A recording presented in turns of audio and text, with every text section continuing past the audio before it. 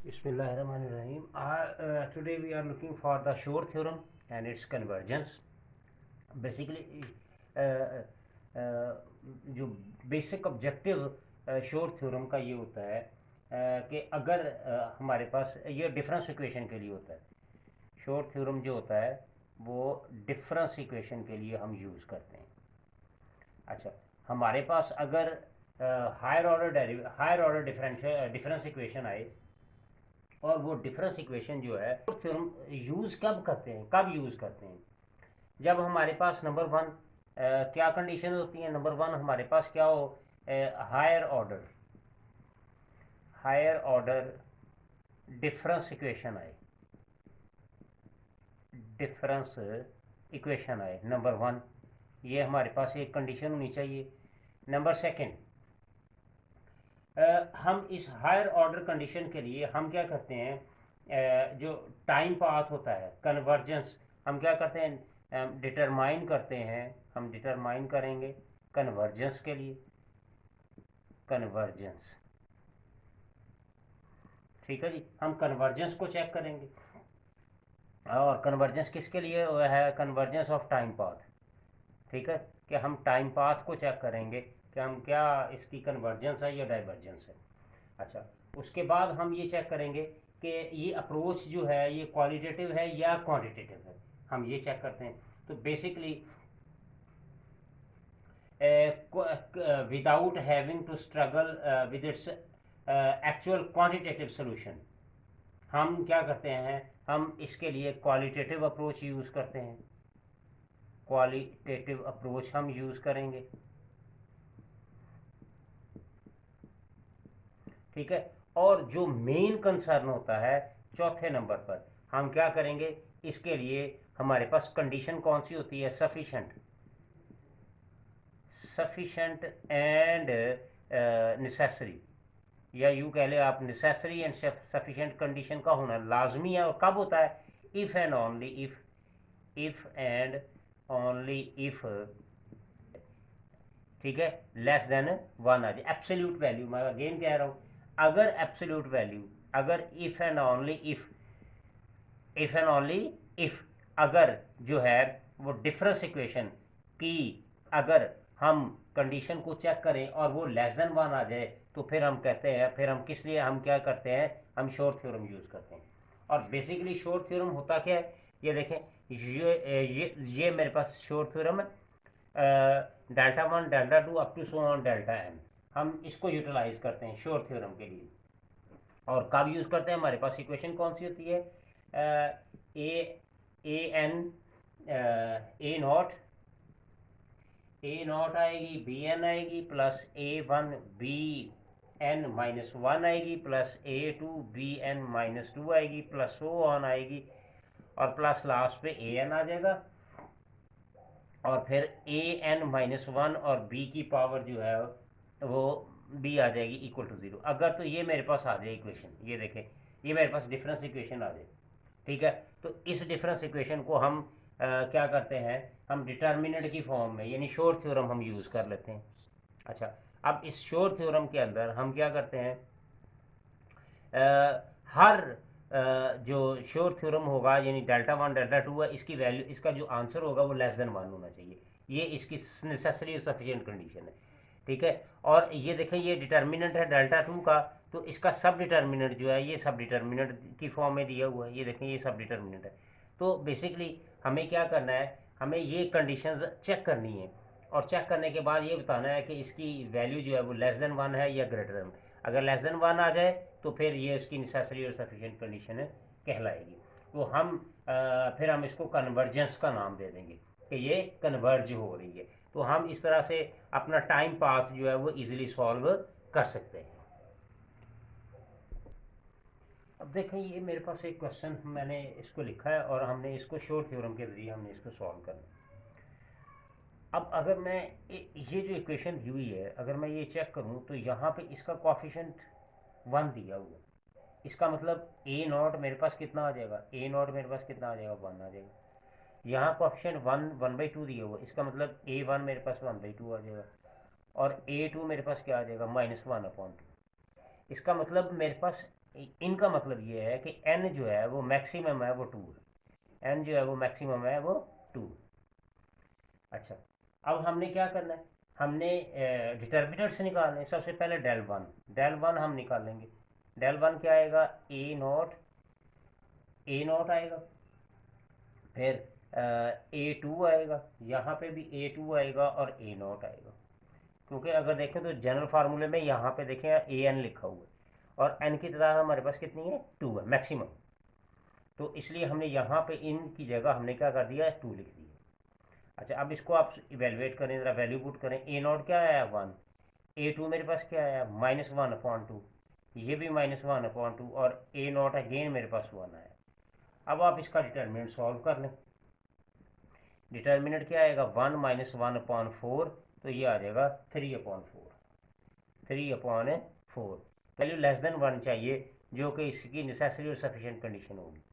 अब डेल 2 के लिए हमें क्या करना पड़ेगा, हमें इसका डिटर्मिनेंट्स निकालने पड़ेंगे। A0 आएगा, फिर मेरे पास यहाँ पे 0 आएगा जी, 0। फिर यहाँ पे देखें तो AN आ रहा है, यहाँ पे देखें तो AN आ रहा है, इसका मतलब ये A2 आया और फिर यहाँ पे A1 आया। यहाँ पे आप चेक करेंगे तो n-2, तो n2 है तो 2 - 1 1 आ गया मेरे पास। सेम इसी तरह से यहाँ पे A1 आ जाएगा, A0 आ जाएगा, 0 आ जाएगा और A2 आ जाएगा। सेम A2 0, A0, A1 फिर आ जाएगा, A2 आ जाएगा, 0 और A0। ये मेरे पास आ गया। हमने सिर्फ जस्ट क्या किया, ये देखें यहाँ पे हमें यहाँ पे प्रॉब्लम आ रही है। ये हमने n की जगह क्या करना है, 2 पुट करना है, और यहाँ पे 2 पुट करेंगे तो 2 - 1 1 रह जाएगा। तो यही मैंने किया, यहाँ पे हमने सॉल्व कर लिया। और अगर आप डायगोनल चेक करेंगे तो डायगोनल देखें सबके क्या आ रहा है, A0 आ रहा है। अच्छा, अब इसके अंदर हम वैल्यूज पुट कर देते हैं। ये मेरे पास डेल 2 आ गया। अब इसके अंदर हम वैल्यूज पुट करते हैं जी। A0 मेरे पास क्या है, A0 1 आया जी मेरे पास। फिर मेरे पास ये 0 आया, ये 0 आया। हम इसको डिफरेंट से, हम ये 1 आया, ये 0 आया। नेक्स्ट A2 जो है वो मेरे पास -1/2 है, -1/2। और फिर A2 जो है, A1 जो है वो 1/2 है, A1/2। इसी तरह से A1, फिर A1 मेरे पास 1/2 आया। A0 मेरे पास 0 है, 1 है, A0 1 है।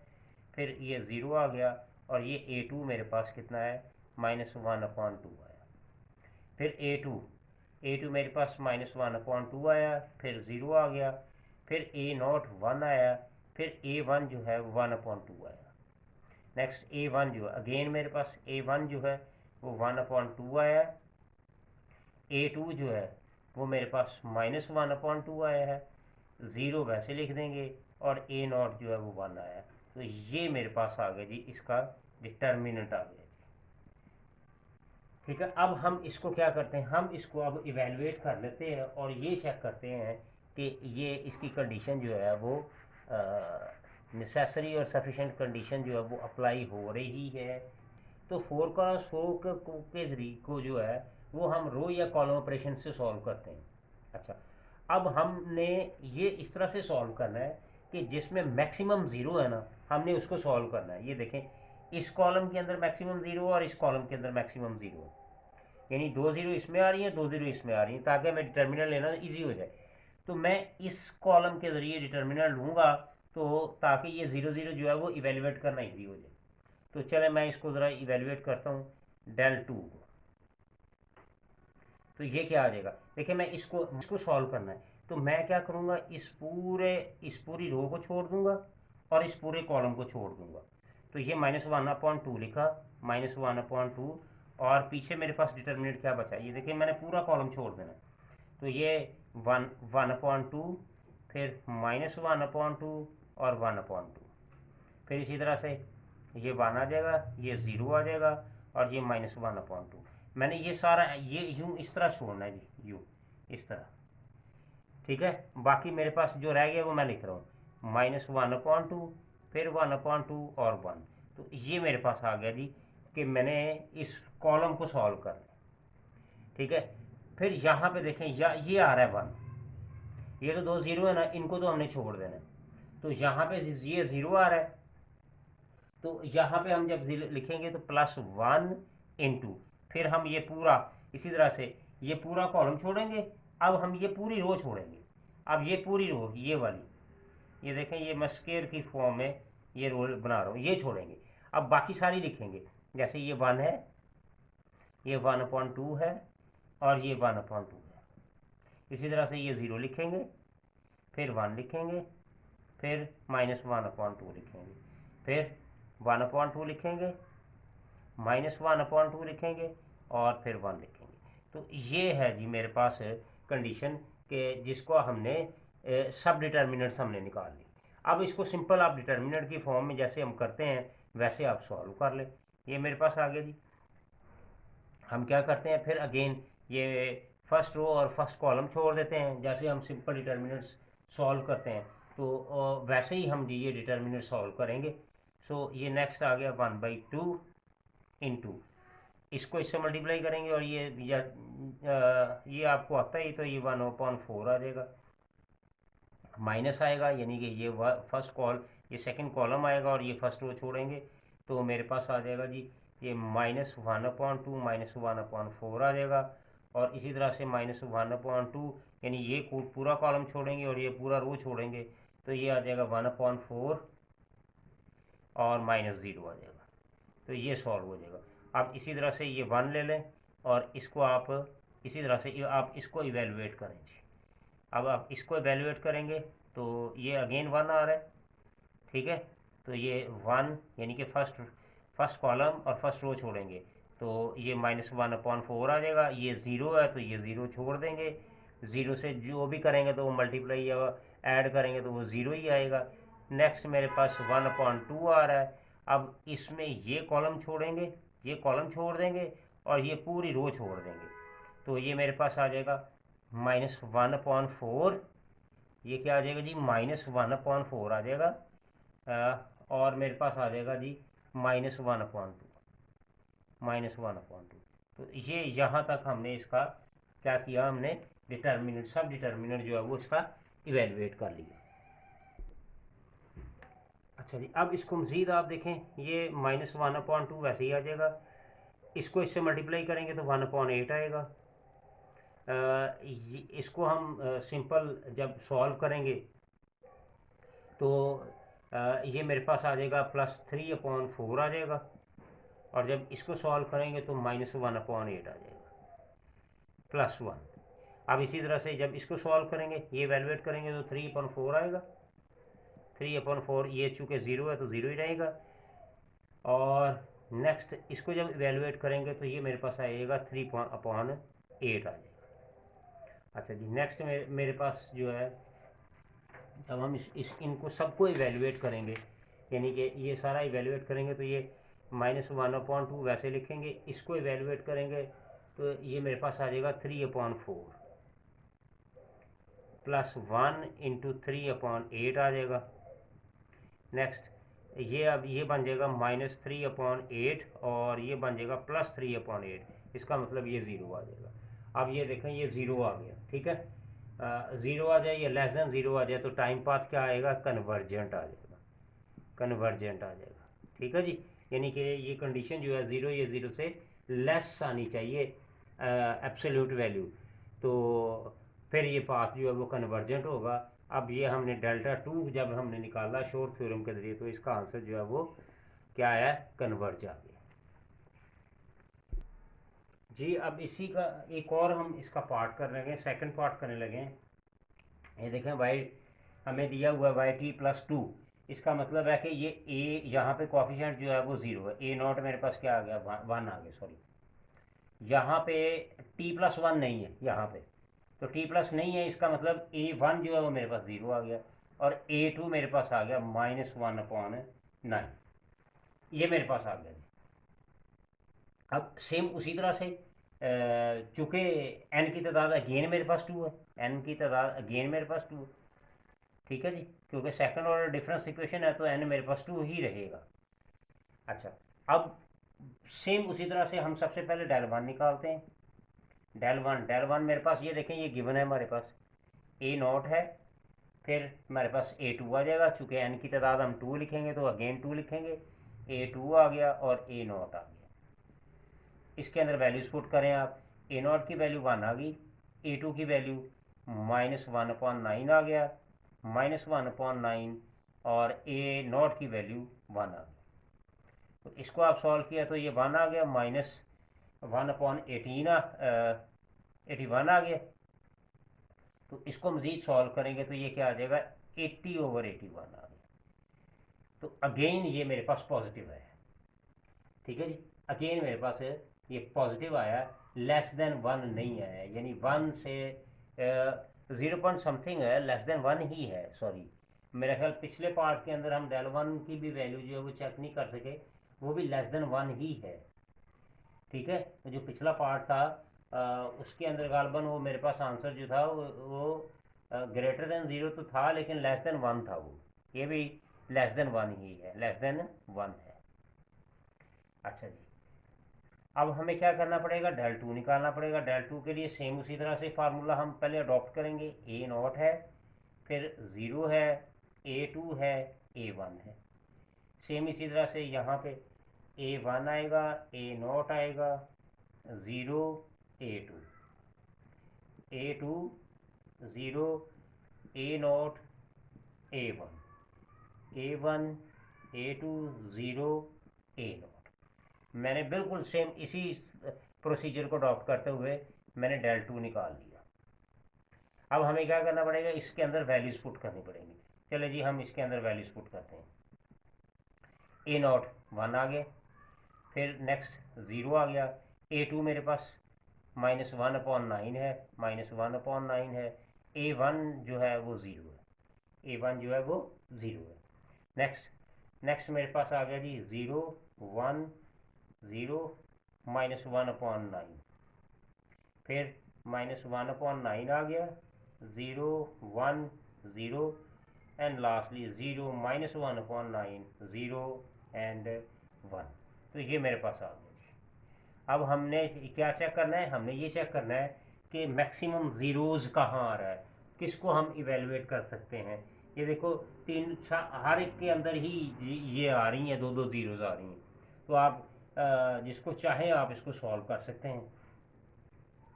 चलो जी, मैं इसको ले रहा हूँ जी 1, सबसे पहले ये 1, ये वाला दिस 1, यानी कि ये पूरा कॉलम छोड़ रहा हूँ और पूरी रो छोड़ रहा हूँ और पूरा कॉलम छोड़ रहा हूँ, ठीक है। तो ये जब मैं इसको करूँगा,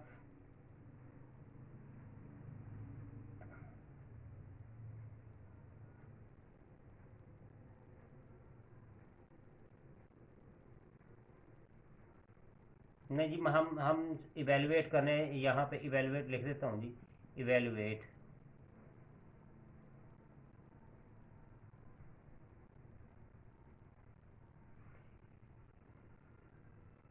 हम ये सेकंड कॉलम को इवेलुएट करने जा रहे हैं जी, सेकंड कॉलम को, ठीक है जी। यानी कि ये कॉलम जो है ये इवेलुएट होने लगा जी, ये ए नोट वाला।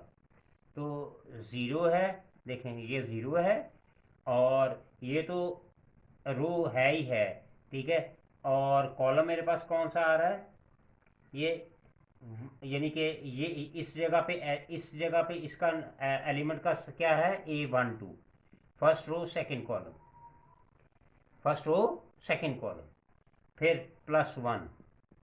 क्या करेंगे, इसका इसकी यहाँ पे सब्सक्रिप्शन क्या आएगा, यानी नाम इसका क्या आएगा। तो यहाँ पे अगर हम चेक करेंगे तो सेकंड रो आ रही है और सेकंड कॉलम आ रहा है, तो यहाँ पे लिखेंगे A22। फिर नेक्स्ट 0 आ रहा है, 0, तो यहाँ पे अगर हम चेक करेंगे तो थर्ड रो आ रही है, सेकंड कॉलम आ रहा है, तो 32, A32।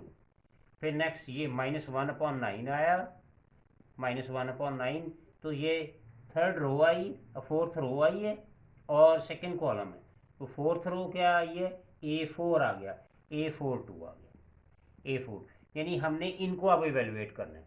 अब पहले चूंकि 0 है तो इसको हम तो वैसे ही छोड़ देंगे, इसका तो हमें कोई इशू नहीं आएगा, हम वैसे ही छोड़ देंगे। अब ये +1 और हम A22 की तरफ चल रहे हैं जी, यानी ये सेकंड कॉलम और ये सेकंड रो ये छोड़ देंगे हम। तो पीछे क्या रह जाएगा वो लिख लेते हैं, 1 -1/9 0, फिर -1/9, ये 1 रह गया, 0 रह गया, 1 और 0 और फिर 0 और फिर 0 और फिर 1, ये ठीक हो गया। आगे फिर ये 0 आ रहा है तो 0 का तो कोई इशू कोई नहीं है, हम वैसे लिख लेते हैं। फिर -1/9 आ गया, हम इसको सॉल्व करते हैं। अब ये वाला, ये देखें, इसको हमने छोड़ देना, ये हमने इसको छोड़ देना है और ऊपर वाले तीनों रो और तीनों कॉलम लिख लेने, यानी ये वाला भी छोड़ देना और ये वाला भी छोड़ देना। तो पीछे 1 -1/9 0 0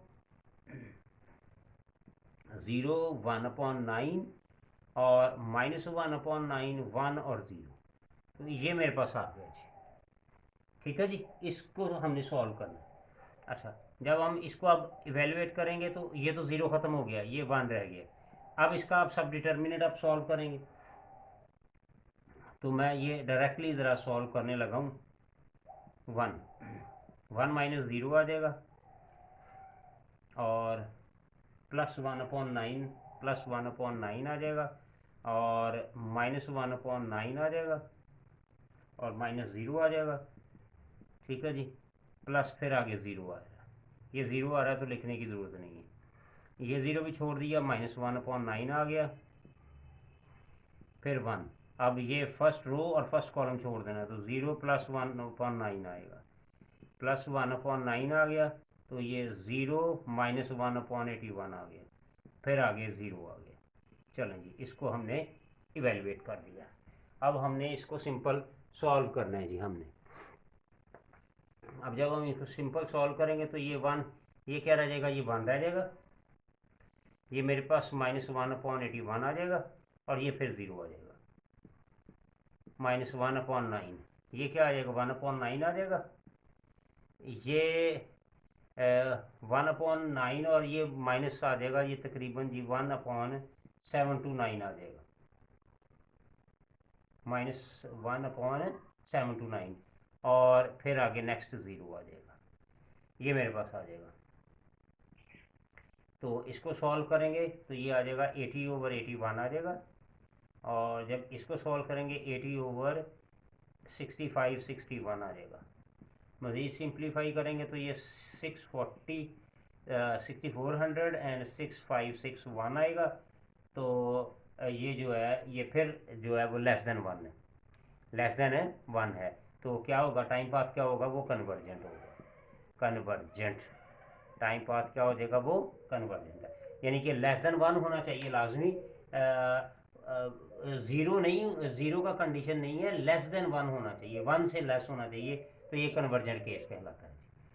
थैंक यू वेरी मच।